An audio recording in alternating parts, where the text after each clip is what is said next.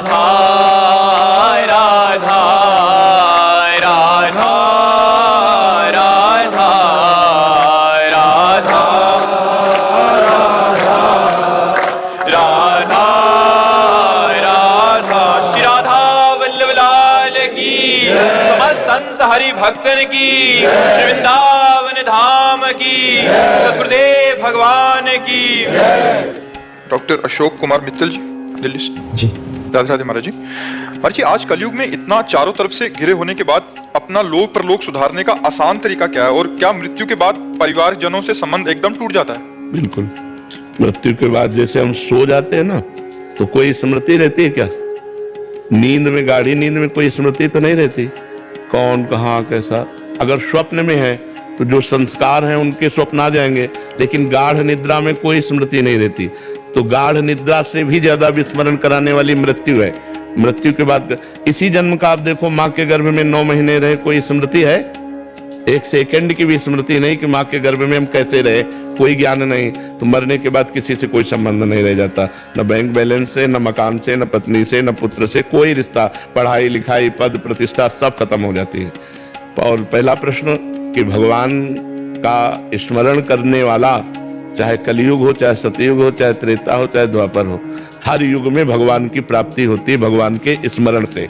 यस्य स्मरण मात्रेण जन्म संसार बंधनात् विमुच्यते नमस्तस्मै विष्णवे प्रभु विष्णवे। भगवान का स्मरण ही इस जन्म संसार चक्र का नाश करता है। चाहे जो युग हो, चाहे ध्यान के द्वारा, चाहे यज्ञ के द्वारा, चाहे पूजा के द्वारा, हमारी भगवत स्मृति होती रहे। तो भगवान का स्मरण करना ही कलयुग में सार है। कलयुग केवल नाम आधारा, सुमिर सुमिर नर उतरहि पारा। भगवान का नाम निरंतर चल रहा है और सारे कर्म तदर्पिता अखिलाचारिता तद्विस्मरणेन परम व्याकुलतेति।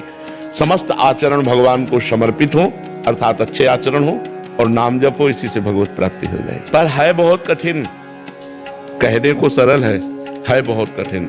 इतना हमारे मानसिक चिंतन में गंदगी फैल चुकी है, बाहरी तो है ही, अंदर इतनी गंदगी फैल चुकी है कि भगवान और भगवान के भजन में मन लगना बहुत कठिन हो गया है। आप देखो, फिल्म देखो तो मन चंचल नहीं होगा, लेकिन माला लेके बैठो फिर देखो मन की चाल पूरे संसार में घूमेगा। पाठ करो तो समझ में नहीं आएगा, भाग जाएगा संसार में। बड़ा मलिन हो चुका है मन। यदि हम इसके साथ डटकर लड़ाई करें मन के साथ और इसे गंदे आचरणों में ना जाने दें, और जहां जहां जाए बार बार इसे हटाकर भगवान में लगाएं और ये काम बहुत काल तक करें, तब ये कहीं बस में हाथ में आता है, नहीं तो ये नहीं आता। बहुत गंदी बातों की तरफ तो अभी लगा लो, लेकिन भगवान की तरफ लगाना तो बहुत कठिन है। इसलिए है साधन सहज, राम राम राम राम राम, राधा राधा राधा राधा। पर यही हम नहीं कह सकते, अगर ये कह लिया तो पार कर गए। कृतयुगे ध्यायते विष्णु त्रेतायाम यजते मखरी द्वापरे परिचर्यायाम कलौ तद्धरि कीर्तनान्। कलौ नास्तेव नास्तेव नास्तेव गति अन्यथा हरिर नामयु हरिर नामयु हरिर नामयु केवलम। केवल हरि का नाम, केवल हरि का नाम, केवल हरि का नाम कलयुग में भगवत प्राप्ति करा सकता है। नास्तेव नास्तेव नास्तेव गति अन्यथा, कोई अन्य गति नहीं है, नहीं है, नहीं है। तो है कठिन नाम जप करना। देखो, निरंतर नाम जप में मन को लगा के देखो, कहाँ लगता है, भागा घूमता है। प्रपंच करने में राजी है, भजन करने में राजी नहीं है। जी विपुल जी। राधे राधे। महाराज जी, मैं देख पा रहा हूँ कि मुझसे अधिकतम पाप जो हो रहे हैं वो वाणी की वजह से ही हो रहे हैं। हाँ, वैसे अब मैं सबसे ज्यादा मौन पाप होना होते भी वाणी से हैं। सबसे ज्यादा पाप वाणी से होते हैं। हम किसी की चुगली करना, निंदा करना, दुखद वचन बोल देना, असत्य बोल देना, ये सब वाणी से पाप होते हैं।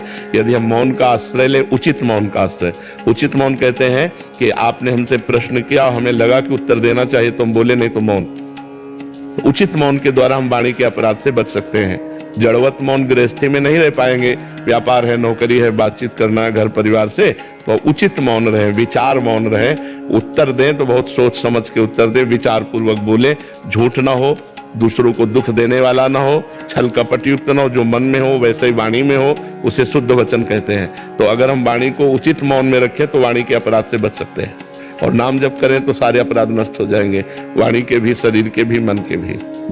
डॉक्टर अनन्या कौशिक जी। राधे राधे। राधे राधे महाराज जी।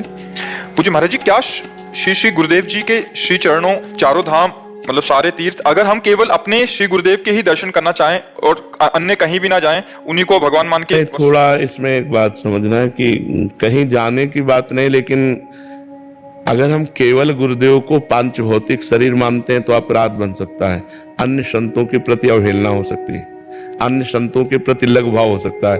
तो एक श्लोक हमको ये सिखाता है कि सब में गुरु का दर्शन करें। अखंड मंडलाकारम व्याप्तम येन चराचरम तत्पदम दर्शितम येन तस्मै श्री गुरुवे नमः। चर चर में, अखंड मंडल में मेरे गुरुदेव भगवान व्याप्त हैं। तो हम गंगा जी में गए तो गंगा जी भी मेरे गुरुदेव है। अगर हम किसी तीर्थ में जा रहे हैं, संयोग बन रहा है, तो हम अपने गुरुदेव के घर जा रहे हैं, क्योंकि गुरुदेव भगवान है। वंदे कृष्णम जगत गुरुम, वही भगवान गुरुदेव है, गुरुदेव ही भगवान है। गुरुर ब्रह्मा गुरुर विष्णु गुरुर्देव महेश्वरा गुरु साक्षात परब्रह्म तस्मै श्री गुरुवे। हमें थोड़ा अपनी बुद्धि को विशाल बनाना होगा, नहीं तो जब लोग नहीं समझ पाते तो केवल अपने गुरुदेव की पूजा करते हैं और अन्य संतों की अवहेलना कर देते हैं, अन्य धर्मों की अवहेलना कर देते हैं, जिससे उनकी बुद्धि मंद पड़ जाती है और वो भगवान को नहीं समझ पाते हैं। गुरुदेव भगवान है, जब भगवान कण कण में है तो गुरुदेव भी कण कण में। अखंड मंडलाकारम व्याप्तम येन चराचरम। वैसे जिसकी अपने गुरु के प्रति ऐसी भावना हो गई कि मेरे गुरुदेव के चरणों में सब, तो फिर उसे किसी और तीर्थ अवगान की आवश्यकता नहीं है। गुरुदेव साक्षात परब्रह्म परमात्मा है। ऐसी भावना जिसकी बन गई वो सब कुछ प्राप्त कर लेता है। गुरु की चरण रज स्पर्श होते ही सारे पाप नष्ट हो जाते हैं। जे गुरु चरण रेणु सिर धरहि ते जन सकल विभव बस करहि।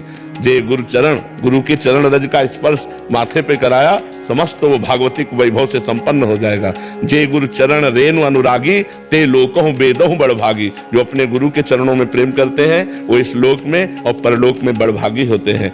गुरु प्रसन्न साहब अनुकूला मिटी सकल कल्पित भय सूला। जो गुरु को प्रसन्न कर लिया वो साहब को अधीन कर लिया, इष्ट को अधीन कर लिया। गुरु प्रसन्न हो गए, माया जनित कल्पना का भय सब नष्ट हो गया।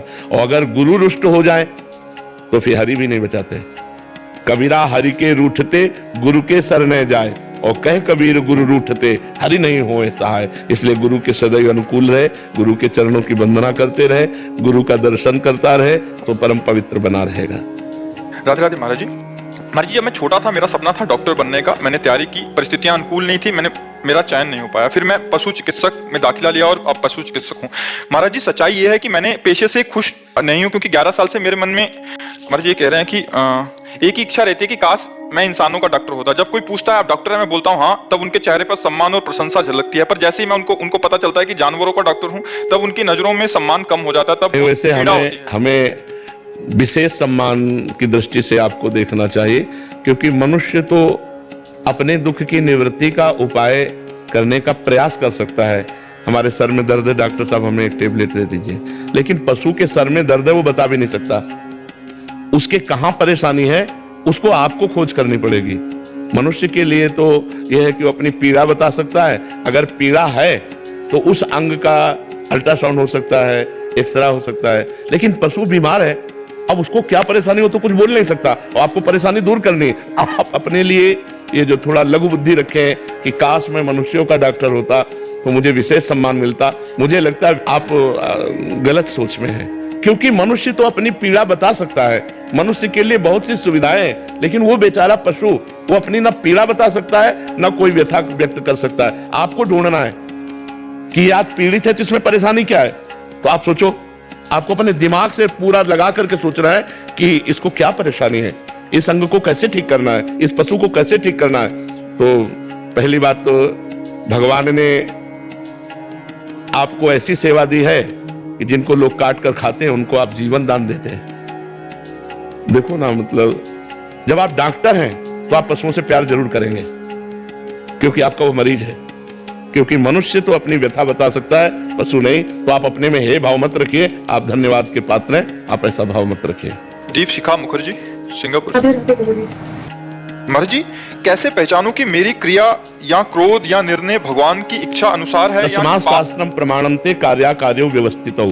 शास्त्र प्रमाणित होना चाहिए। जैसे हमारा मन कुछ चाह रहा है तो गलत चाह रहा है या सही चाह रहा है, इसका निर्णय शास्त्र और संत जन करेंगे।